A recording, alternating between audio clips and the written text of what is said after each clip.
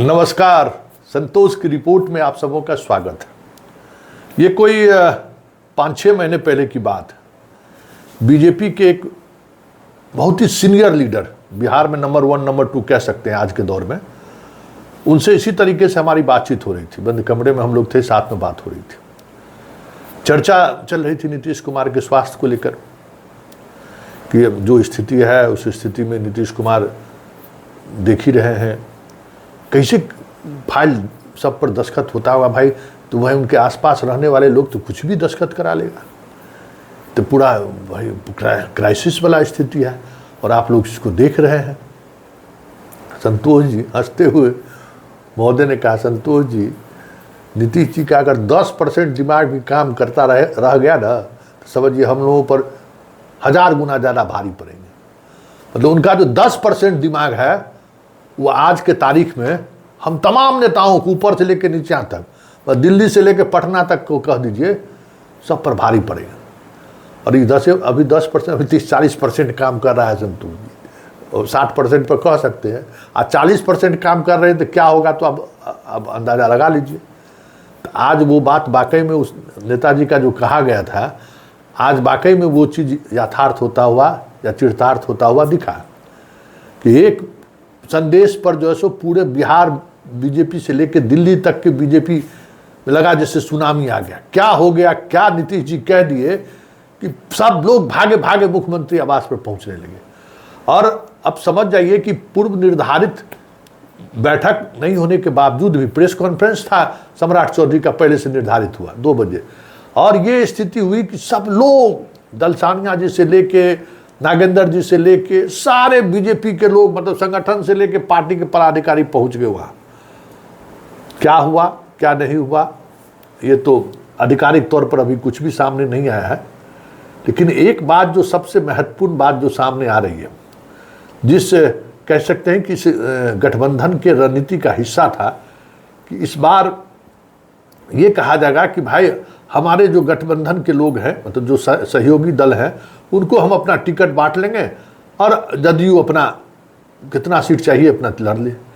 इन लोगों का बीजेपी के अंदर ये चल रहा था, ये रणनीति बनाई जा रही थी। जो खबर है कि 143 सीट हम लोग ले लेंगे और 143 सीट में उपेंद्र कुशवाहा, क्या कहते हैं, चिराग पासवान और जीतन राम मांझी हैं और बीजेपी खुद है। तो बीजेपी के अंदर ये था कि बाकी लोगों को राज्यसभा, विधान परिषद का सीट उट का एडजस्टमेंट करके फड़िया लेंगे 100, और नीतीश कुमार को 100 सीट पर बना लेंगे। लेकिन इधर से जो बयानबाजी शुरू हुई, देखिए जीतन राम मांझी कभी कभी बहुत नॉन सीरियस तरीके से, कभी कभी बहुत सीरियस बात बोल देते हैं। तो याद होगा कि जीतन राम मांझी क्या बोले कि हमको लोग कहा था कि 2 लोकसभा क्षेत्र चुनाव सीट देंगे, 1 राज्यसभा देंगे, ये लकीर लक्ष्मण रेखा है, लकीर खींच लीजिए, जो कह रहे हैं वो होगा, और हमको नहीं दिया, लोग ठग लिया।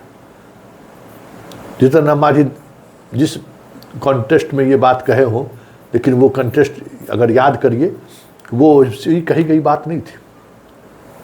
नीतीश को सब पता था कि क्या चीज़ें चल रही हैं और किस तरीके से चल रही है, और इस खेल में उनके पार्टी के भी सीनियर लीडर शामिल हैं। ये भी कहीं न कहीं से नीतीश कुमार तक सूचना पहुंच रही थी। इसलिए खबर ये आ रही है कि 2025 नीतीश कुमार नहीं है। आज देख लीजिए कि जदयू के कई सीनियर नेता, प्रवक्ता सहित, ये जो पोस्टर हमने लगाया है ना, वो पोस्टर अपने अपने पोस्ट पर लोगों ने चिपका दिया है। संदेश साफ है कि 120 से कम सीट नहीं, और 123 में अब आपको जितना बांटना है बांटिए, उससे हमको कोई मतलब नहीं है। जदयू 120 सीट पर चुनाव लड़ेगी तो लड़ेगी, और यही बात जो है उसके बाद तो समझिए कि दम दिल्ली से लेकर पटना तक शुरू हो गया। क्योंकि नीतीश कुमार के मुख्यमंत्री पद को लेकर जिस तरीके से कल निशांत को बोलना पड़ा, निशांत के बाद सम्राट चौधरी जिस मुस्कुराहट के साथ बोले और सैनी जो बोल के गया, वो सारी सियासत को समझ रहे हैं। और प्रधानमंत्री के कार्यक्रम को लेकर किस तरीके की समा बांधने की कोशिश हो रही है, सब जानकारी कहीं न कहीं नीतीश कुमार को किसी न किसी माध्यम से मिल जा रहा है। हाँ, ये अलग बात है कि कहे ना कि 10%, 20% की 30% कितना काम कर रहा है उनका दिमाग कहना मुश्किल है, लेकिन जब काम करता है तो फिर खेला हो जाता है। तो ये आज की बैठक उसी खेला का नतीजा बताया जा रहा है। हालांकि कहने वाले मतलब बीजेपी के मंत्रियों से जो हमारी बात हुई है या जो इस बैठक में शामिल थे उन लोगों से जो हमारी बात हुई है, उन लोगों ने कहा कि नहीं ऐसी कोई बात नहीं है। हम लोग गए थे प्रधानमंत्री के कार्यक्रम को लेकर, क्या क्या तैयारी हम लोग कर रहे हैं, किस स्तर पर तैयारी कर रहे हैं, सुरक्षा वगैरह को लेकर हम लोगों ने बैठक, मतलब जो भी कुछ हुआ है उसकी जानकारी देने के लिए क्या हो रहा है, नीतीश जी यही जानने के लिए बुलाए थे और वही जानने के लिए, वही जानकारी देने के लिए दिए। तो भाई इसके लिए दलसानिया से लेके नागेंद्र और उसके लेके सम्राट उमराट सबको जाने का क्या मतलब था भाई? वो तो कोई एक आदमी जाके ब्रीफ कर देते, सम्राट चौधरी कर देते, सम्राट को चौधरी। तो नीतीश जी के एकदम अभी जो भूमिका है बीजेपी में, सम्राट चौधरी काहे मजबूत हो गया है कि नीतीश के चाहते हैं, नीतीश उनको सम्मान कर रहे हैं, नीतीश बात भी कर रहे हैं तो सम्राट चौधरी से ही बात कर रहे हैं, बाकी किसी से वो बात नहीं कर रहे हैं। इसलिए उनका कह सकते हैं कि रुतबा बढ़ चुका है। प्रशासनिक महकमे में भी कहीं न कहीं ये चीज़ें चल रही हैं। और एक बात और चलते चलते आपको बता दें कि डीएम के तबादले को लेकर बड़ी लंबी चौड़ी फाइल बनी थी, डीएम एसपी सब का। एसपी का तो तबादला अभी हाल ही में हुआ है, लेकिन कुछ एसपी का तबादले की भी बात हुई थी। वो चुनावी रणनीतिक था, डीएम के बड़े स्तर पर सब रुक गया है। अब पहले सीटवा फरिया लीजिए, ठीक ना, और उसके बाद अब बाकी बात होगा।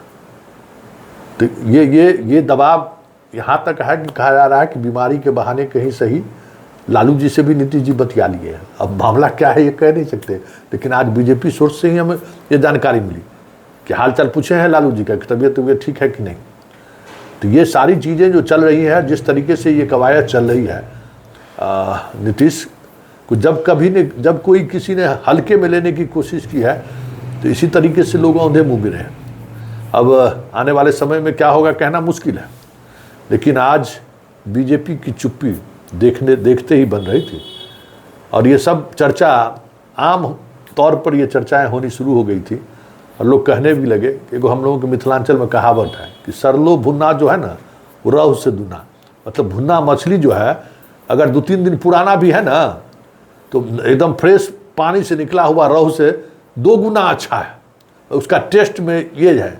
तो यही है कि नीतीश कुमार भले बीमार हैं, लेकिन आज भी वो जिस तरीके से सोचते हैं और जिस स्तर पर सोचते हैं, बड़े बड़े को जो है सो कह सकते हैं कि दिन में तारा दिखा देंगे वो, और तारा आज उन्होंने दिखा दिया है।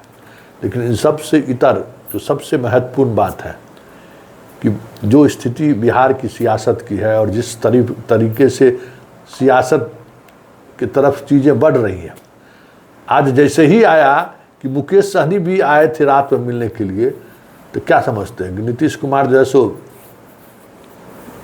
समझते नहीं है क्या? तब लीजिए मुकेश सहनी को आप अपने में से दीजिएगा, अगर मुकेश सहनी भी आया तो। अब जो आएगा जो है सब बीजेपी अपने कोटा से दे, और हम 120 से कम सीट पर चुनाव नहीं लड़ेंगे। अब आप अपना तय कर लीजिए, देखिए आगे आगे होता है क्या। राजनीति है, राजनीति में बिसात इसी तरीके से बिछाई जाती है।